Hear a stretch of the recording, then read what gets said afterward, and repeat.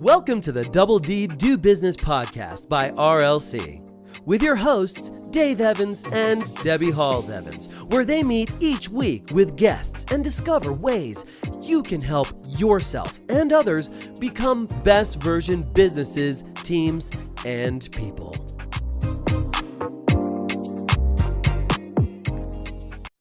Welcome back. That's the second attempt to D Do Business. Yes, Debbie, I misread the timing. So anyway, and you are? That's probably the worst intro it is. ever. But listen, we're getting a jingle, aren't we? We are getting a jingle. So it won't matter in the future. No. Anyway, so who's with us? Let's make up for it for somebody who's actually going to do much better than that. 100%, yeah. We have the VP of L&D, very, very posh title, Andrew. Andrew Stotts, known as Stotts. Yeah. So, are you happy if we call you Stotts? Very happy with that. No problem at all. Andrew, tell us more about what you actually do for the day job. Oh gosh. So basically, I suppose I'm probably most famous for performance management processes. So probably most people speak about it's how we kind of measure and allow employees to own their kind of learning and development within organizations. I've been doing that for the best part of 30 years. In pretty much every continent on the planet. The only place I haven't worked, which to be fair, is South America, but Europe, all across Russia, all over Australasia, Far East, obviously now the Middle East, all the kind of European America. I've worked all over those locations. It's the same kind of thing, really. So we focus on helping people to own their learning, take personal responsibility for their learning. That's really critical for me. I'm a huge believer that you can't make people do things, and I think that you have to people have to kind of really want to do it. And I also think that if you make it clear to people how they're being measured and why it's important to know it, it makes it much easier for them. And I have a very simple methodology that I apply. And we can explore that methodology over the next few minutes with pleasure. And I can talk about kind of how we've been implementing it in Etihad Aviation Group. And we can talk about that journey, but we can talk about other journeys as well. But please, I'm very much open to anything you want to ask me. And please, the other thing that's really important for me is that you can, anyone can reach out and ask me questions, privately, directly. I'm always available to you. Yeah. Fantastic. Well, I'll make sure what we do is we put a little blurb that goes with our podcast, and I'll make sure that your links are in there as well, because I think, and you do respond. I think one of the things that I love about is the stuff that you post on LinkedIn, and you even have your own hashtags, which I think is awesome. But I don't know whether that's part of that methodology, so let's explore that first. And I also then want to come back to your career and your journey in this transition across all these different continents, because I think that's an incredible story in itself. So let's start with, how do you do what you do? I suppose it starts with kind of purpose, because I suppose that would be my advice to anybody. It's really understanding what you're kind of put on the earth to do. I genuinely, sounds maybe a bit corny, but I believe that it's about doing something you really love doing, because it keeps the energy levels high. When as a young chap, I suppose I learned two lessons probably my first 2 days of working. And the first lesson was that it became obviously very obvious to me that if you worked really hard, you would kind of get what you wanted. And that was that's a really important lesson. And then the second lesson for me, and it kind of happened almost the identical second day running, was really understanding what people need from you. And if people say to me, what are the big things here? It's like, you work hard and you spend time understanding what people need. And if you can then meet those needs, it becomes very simple. And I always kind of laughingly say, well, I'm definitely the world's best washer-upper. That's what I started my career. I'm not so sure about that, Debbie. I'd have to challenge you. Dave will definitely compete with you. Because as an interjection, I used to run leadership retreats at Loch Ness Alderi Castle. And you can imagine, right? 5-star castle, brilliant place on the shores of Loch Ness. I've also been to another experience where I went to Mallorca, and I used to be a chair of a company, right? And we had the leaders together, 5-star exquisite experiences. Then I've both occasions gone home to Debbie's kitchen, right, to be the pot washer, right? And it was actually one of the most, how do I describe it? I'm going to start with rewarding things I ever used to get to do. But I used to look at the method and go, this has got to flow, right? I said, well, Dave, that's exactly right. I mean, I have to, I love washing up. I mean, it's always been unfortunately it doesn't pay very well. No, it doesn't. It doesn't, no. That's the fundamental flaw in that kind of like that concept. Washing dishes as a career doesn't really pay. If I could do it as a career, I'd be more than happy to do it. But yeah, and I literally for me, it was, I washed up. The general manager of the hotel I was working in, as a very young man, just kind of walked past. Her name was Yvonne, and she said, you're wasted washing dishes. And I went, am I? And she goes, yeah, I'm promoting you to becoming a waiter.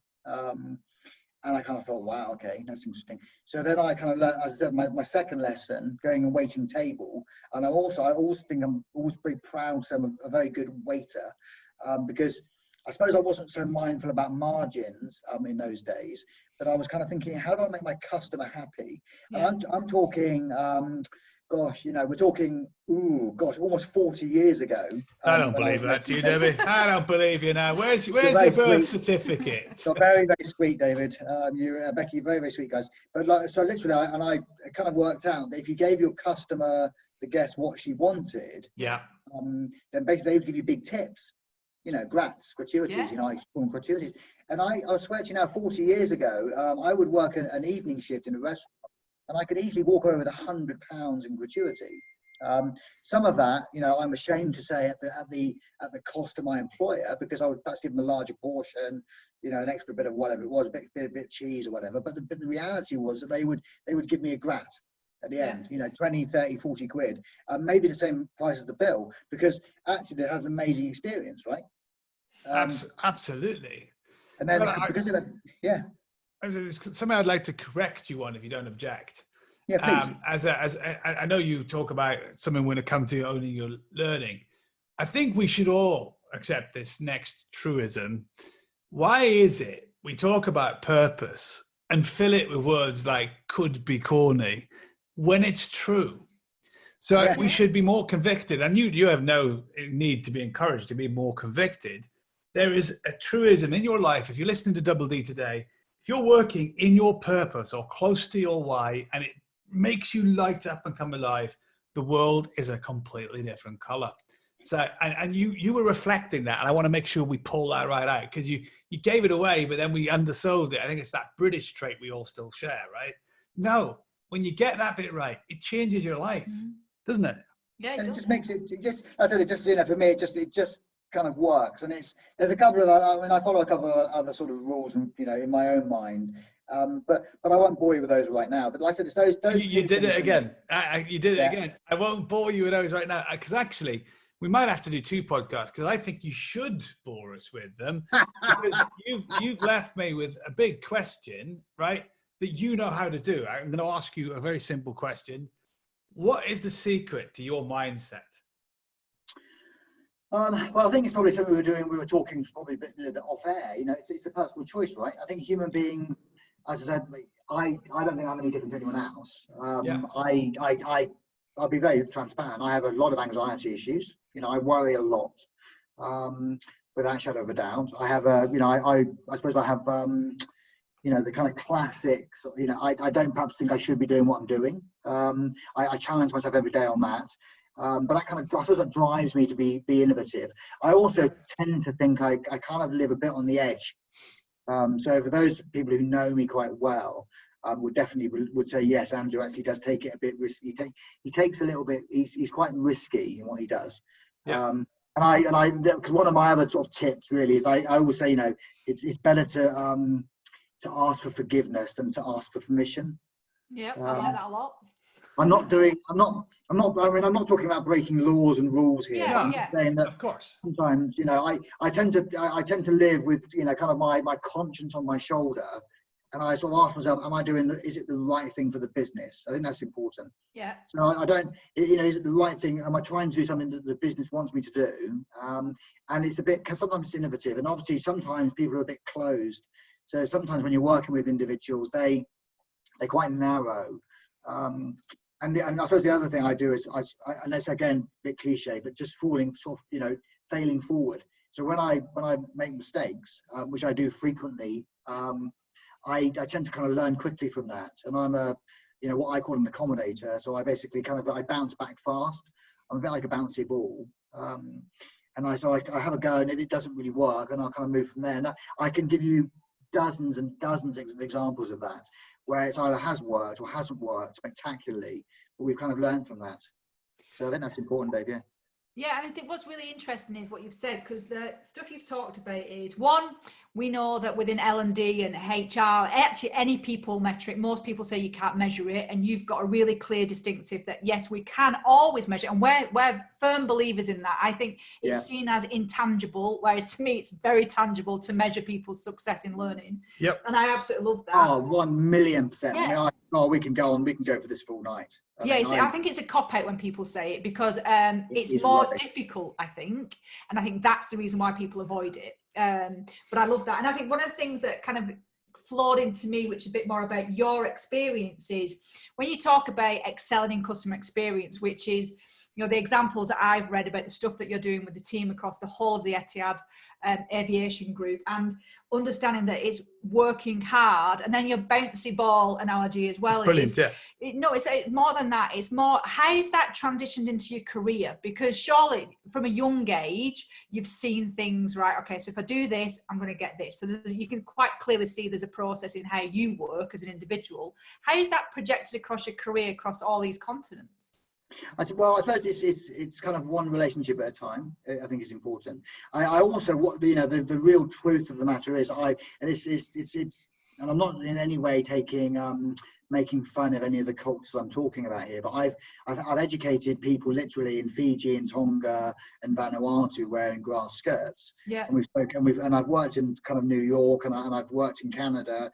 And I've worked, with big sort of like 5-star, 6-star hotels, and I've worked in, with cruise liners, and all hundreds of different nationalities.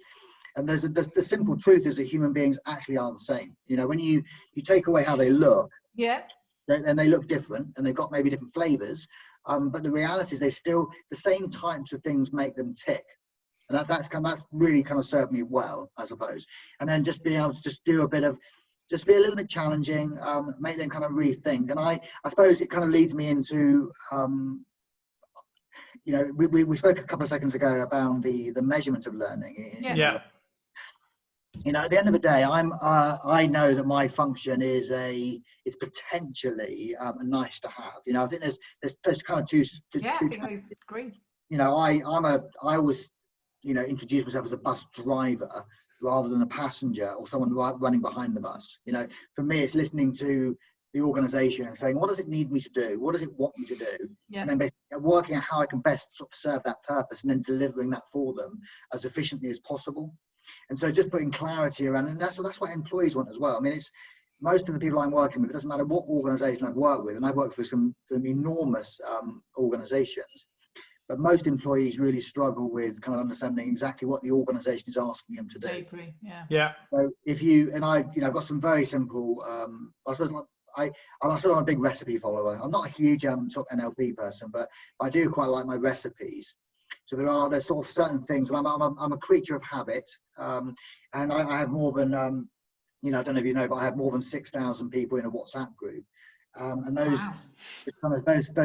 6,000 people get a message every day from me with learning opportunities and links. Not on weekends. I don't do it weekends, but 5 days a week they get messages from me in WhatsApp. Sometimes I get more than one a day, because we do a lot at the moment, particularly with our kind of VILT staff, the sort of the virtual instructor-led stuff. We're doing reminders and pushing people into those workshops.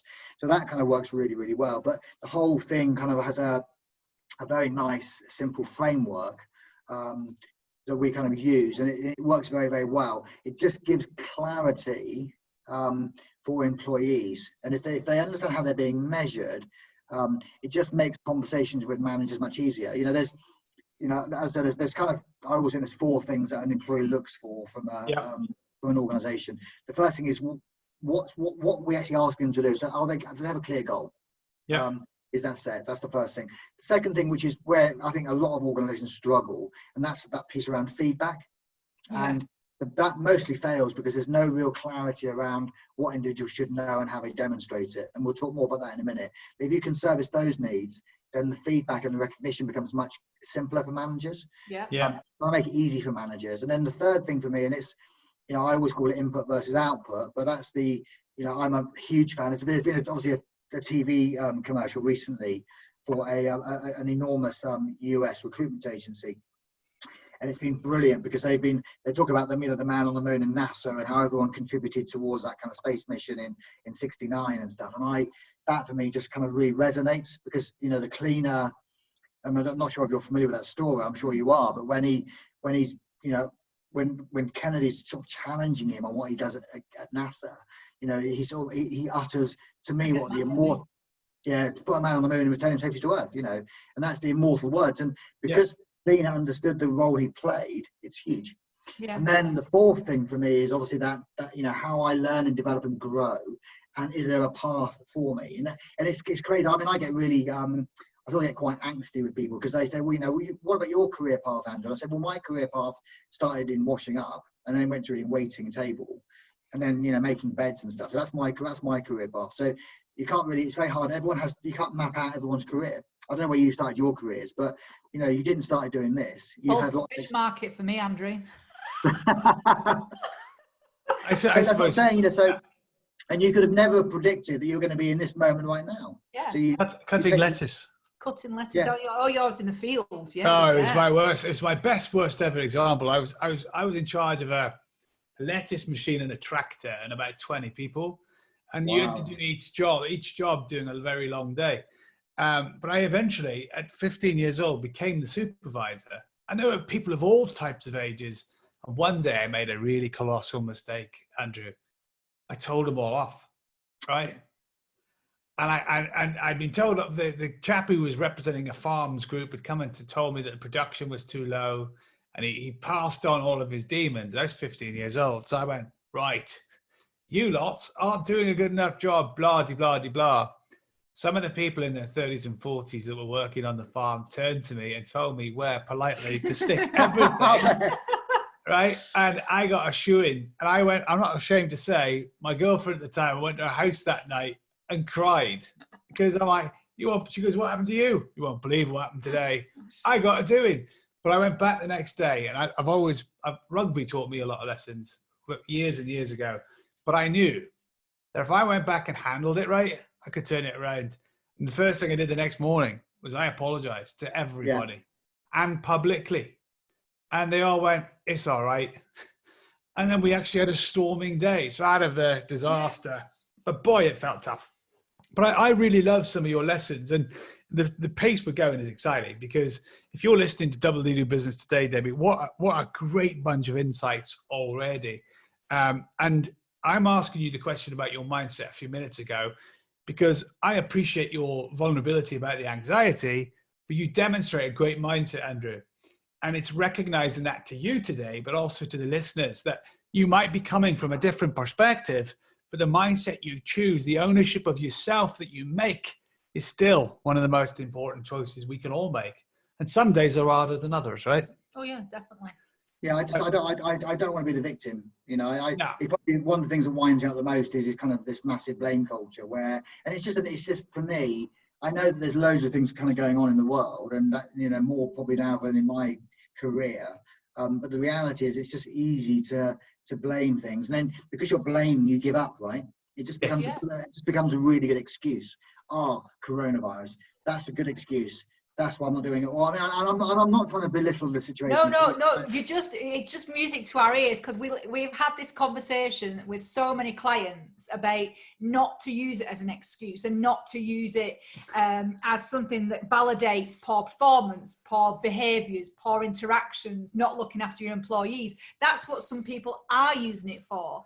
And our previous podcast as well, just talking about, if you don't represent your values, then your values are fake. So either change your values or work towards the ones that you really want. And I think that's important. So I think it's fantastic to hear. But it's come up a couple of times on my side. So clients who are unhappy with how their teams have behaved or colleagues have behaved, either individual team members, and they're talking about, I'm just surprised. I says, no, you shouldn't be surprised.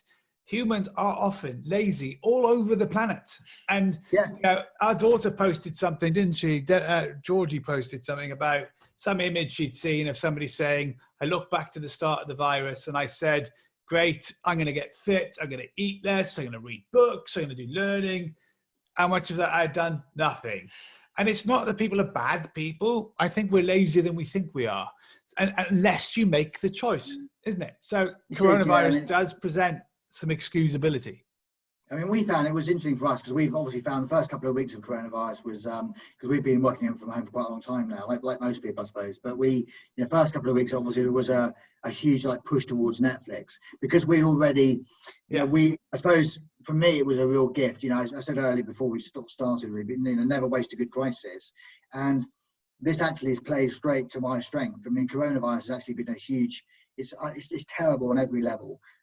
But the reality for me is that what we were proposing to do before coronavirus just got accelerated. So we're huge fans of we believe in micro learning, and we do a lot of short stuff. We do a lot of kind of YouTube type videos. We make a lot of in-house content. We don't make a lot of in-house content. We make everything in-house.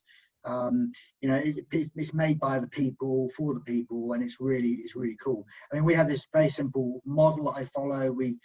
You probably heard me talk about it before, but I call it kind of what I call know, do, be.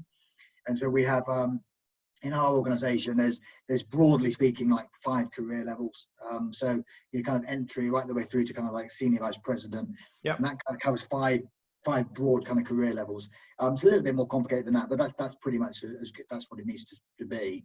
And then we've kind of settled on sort of what we would call 8 knowledge areas. So things that people should be able to do in their jobs. And we've kind of said we've kind of landed on, they should be able to sell. And that was the first knowledge area. That's really important for us. We're a business at the end of the day. So, being able to sell is important. And that's really back to the kind of need stuff. So, understanding what my customer needs from me, what my employees need from me. And then we've got this piece around teams, which is obviously stuff around leadership for me. But if you look at the way the model works, as an administrator, I'm not necessarily leading or managing people, but I do need to play a part as part of a team. As I move sort of through the career levels, then I'm effectively going into supervision, leadership, authentic leadership, etc., etc. The third knowledge area is coach. Which is massive. Then we've kind of moved in, which we know obviously, you guys are the experts in that space. And then we're going plan, which is sort of the project piece. But not everyone understands project, so plan's a much nicer word. And then we've gone kind of impact, which is about the way that we present, write, look, and that's important. So impact is the 5th one out of the stable. The 6th one is numbers. So being able to work my way around numbers and do my sort of, be able to, and just basic. You'd be amazed actually, guys, how many people can't calculate a percentage, and they can't. And definitely, people can't read even a basic P&L, or spreadsheet. They just can't read it. So that helps. So just helping them with their numbers and basic arithmetic, multiplication, percentages, and basically how their actions impact numbers in the business. Because people don't see that. They don't understand how their specific action, even if it's using the right levels of chemical when you're mopping the floor, that has a direct impact. I've got a beautiful story about Park Lane Hilton, but it's probably no time for that now. And then the next one is for us, this piece around kind of what we call culture. So that's the values of the organisation. We have pride in our organisation. And then the final one is just around change, which is everyone needs to get it. So there's 8 knowledge areas. And then what we've then done, so if you imagine, going back to my numbers piece, 5 times by 8 gives you the magic number 40. So then we've taken that knowledge and we said, right, so there's 40 modules in our entire curriculum. And those 40 modules effectively are then broken down into kind of 4 component parts. And I think this is where it gets really clever. So then we basically say, right, so we're going to feed you learning that is kind of tracked. So when we send you a video, when we started the project, we said we're going to do we're not going to do anything more than 3 minutes as a video. So any kind of, because people get bored. What we found really quickly though, guys, was that the 3 minutes was far too long. So we've gone back to now most of our stuff now is 30 seconds or 60 seconds or 90 seconds, because then we know people are going to watch it for the entirety.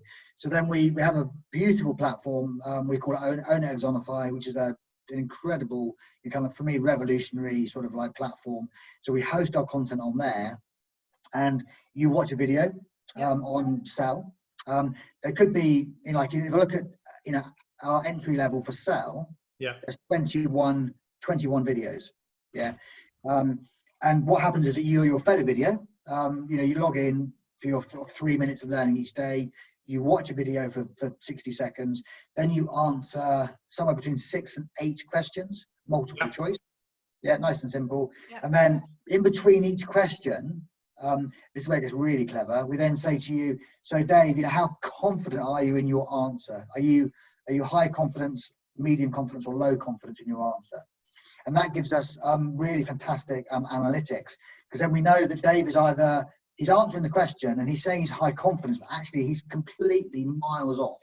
Yeah, so I've got a major concern with Dave. Yeah, or the complete opposite of that, where he's basically answering the question right, but he says he's really low confidence that's the right answer. Yeah, so the machine kind of understands that and says, right, so when Dave says this is the right answer and I'm really confident it's the right answer, it then goes, hey, Dave's got that. Yeah. So it then kind of like it increases the complexity of the knowledge. That's fantastic. Yeah. So then it says, actually, Dave's got that, but Andrew hasn't, and Peter hasn't got it. So we'll keep Peter and Andrew back, but actually we'll just revisit the content with them until they get it. But actually, Dave can move to the next level.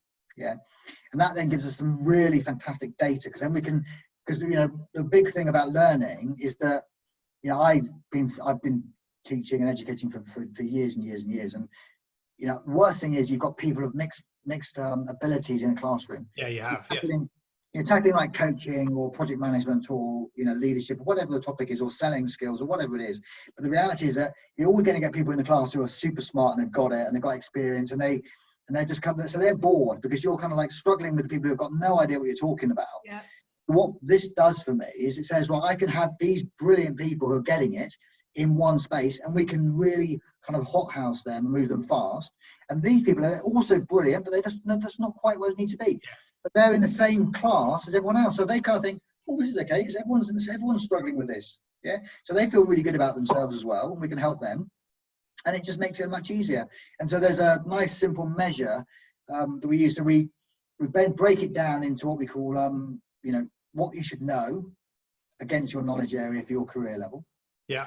And then for the managers, much as anything else, it's if Dave was doing that, if Dave knew that, what would it look like when Dave was doing that in his job? So if the manager was observing Dave, what would it look like, so that the manager can measure Dave? Yeah. And then the really important thing, the final bit, and I'll come for breath, but it's just around why it would be important for Dave to know it. So Dave can explain why it's important that he knows that, and this is how he demonstrates it. So Dave knows basically how he's being measured. The manager knows what he's looking for when he's watching Dave. Yeah. And then the measure for us is Kirkpatrick level 4. So all of our evaluation is obviously done by the line manager, who says, actually, Dave's got this, brilliant, I'm scoring him fantastic, or actually Dave hasn't got this at all, the learning's failing. Yeah, so there's a very clear measure that how people grow. Yeah. Well, I think just going kind of looping back very quickly to when you talked about one of the things about feedback, and feedback becomes so emotional, and it's about that connection of, well, I like you, Andrew, so I'll tell you what I'm going to give you, I'm going to boost your score up here, when actually that can be detrimental to somebody like you've just said, who actually might take 3 or 4 times learning the same content to be brilliant at it, whereas the other person's speeding, and they've lost that actual reality of measuring somebody, which goes back to, you can always measure people's skills and allow that person to feel blooming awesome going through the process as well, rather than making them feel, well, I'm a bit stupid here because look at them over there. I love that. I think it's a really great, intuitive way. That's a super way of making it easy to either admit that you don't know and feel safe about it, and then you can make progression yourself. Yeah. Well, it's the most amazing thing for me. I mean, we obviously did a bit of we spoke to as part of the process. We sort of consulted with 2,500 people, and we did loads of workshops around how Notably would work within the organisation. That was fascinating. But we kind of we got some really nice sort of boards, and it's all very quite tactile. But one of the topics, which made me laugh really, I mean, internally, not externally, but we were basically asking people what the grow model was. So we said, we've got a knowledge area as coach, yeah, and sort of midway on that journey, you would need to understand the grow model, which is fairly, it's fairly sort of like standard kind of coaching stuff. And So then we'd have a room of like 20 or 30 people who are going through this kind of like, expanding their knowledge and sort of deciding that was the right thing to be doing. And I would, nastily, I'd say, could someone explain to me what the grow model is? And then there'd be no one would be able to answer. And then someone eventually would maybe put their hand up. And they'd make a complete hash of it, and they wouldn't be able to explain it to me. And I'd say, okay, that's fine. So, would you consider yourself to be a beginner in this? Would you consider yourself to be an experienced person in this, or would you consider yourself an expert in this? Yeah. And of course, they look and they go, well, I'm an expert. And then I go, well, okay, so you're an expert. You're saying you're an expert, but you can't tell me what the grow model is. Yeah. Yeah. So then, of course, you get loads of tittering and laughing. And then I say, let's just be really fair here. Who thinks that, this individual's an expert in the grow model? Because and everyone will go, well, he's a beginner. Yeah. And I said, well, what makes you say he's a beginner? He's a beginner because he can't even tell you what it is. So therefore, he's measuring himself as an expert. And then actually you go, do you know what? That's a really fair cop, And then, of course, the next question is, how do I learn about the grow model? Yeah. Here's the videos, here's the tools, there's the book, there's the manuals, there's the instructions, there's the guidance. So then suddenly, the individual has a choice to own his learning or own her learning through the journey, which is so incredibly powerful. And we've then taken it, because I think we're really clever. We've taken the No Do Be and we said, right, so for each of the levels, what would a beginner look like? So if I was looking at the grow model, I was watching a beginner using the grow model or using coaching, what would she look like? And if I was using her, and if we thought she was an experienced person in this, how would she be acting and how would she be applying her learning? And if she was an expert, how would that look? Yeah. So we've got these kind of 40 modules with beginner, experienced, expert, what they need to know, how they do it, and how they why it's important to know it. Educate people around that, and then measure them. It sounds really, really, it sounds maybe a little bit more complicated than it needs to be, but it's simple.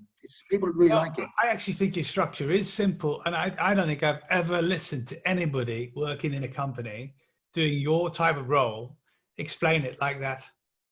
Have you? No. And we've been around for 15 years, RLC, right? So, and we've worked in some top brands around the world. You're the first person, it's on record, it's on the podcast, who sat down and said, this is how I do it, because there's too much subjectivity, opinion, ego, and I've loved listening to it, because if you're listening to this and we've all got friends and multiple networks, that methodology you just shared could be a game changer for somebody just to get their head around, think about, talk about. So no, super valuable. Now, amazingly, Debbie, we are running out of time. So it's flight. We suspected this is blown by. So let's do a little bit of a wrap up. And as I end recording in a second, I've got a few things we'll talk about when the podcast is done. So firstly, Debbie, any summary points you want to recap from your exhaustive notes? I've got so engaged, Andrew. Yeah, that was brilliant. Yeah. There's so many things that you've tapped into in regards to, and there's two things that kind of really highlight to me is one of the things that I preach, and I literally do preach it, is about self-assessment and self-awareness and the ability of learning and understanding how I progress at my level, and that starts with the example you've just defined as, am I a beginner, am I experienced, am I expert? And we fall into the trap of, we think we have to say a certain thing, and actually highlighting how somebody self-assesses. And it goes back to what you said right at the beginning, which was about being personally responsible for self. And I think we all fall into the trap that our employer should be just giving and giving and giving. And actually it's a very mutual relationship. And we should actually be partners in it rather than, you're my employer, give me a salary, give me future, give me this. So, but yeah. We are wrapping up, by the way, Debbie. We should have played the rant button. But no, you're absolutely right. And if I was to choose a single word to pull out of that, you have to own your life. You have to own your career, your family. Word. Own is the word, Debbie. Right. Own it. Own it. Own it. It's own it. It's own it. Absolutely. So a huge thank you from us to you for spending time with us. This is just about recording coming to a close. I've really enjoyed talking to you, Starks. It's been fantastic. It's an absolute pleasure to have me, and I'm happy to, as I said at the beginning, if you want to talk to me kind of outside, privately, one-to-one, around anything we discussed here today, I'm more than happy to have that conversation with you. Because for me, it's like I said, it's a bit of a purpose for me. It's about helping people understand how they can be better and I mean it in the most sincere way. Got it. And you're just giving people some direction, really. So yeah. Yeah, so fantastic. Thank you, Debbie. Thank you, Stotts. This has been Double D Do Business. We have been exploring the world of very senior role VP L&D. Wow, that's a big target. With a prestigious brand, do pay attention to the notes and the footnotes to tag us all that's involved. Can't wait to see you on the next podcast. Every success with your learning. You've been listening to the Double D Do Business podcast, brought to you by RLC and sponsored by CoachPad, the coaching tool built for you, by coaches, for coaches. If you would like any assistance or help for what you've heard today, please feel free to get in touch with us at info@rlc-global.com. That's info@rlc-global.com. And we would be delighted to hear from you. Wishing you every success with your learning.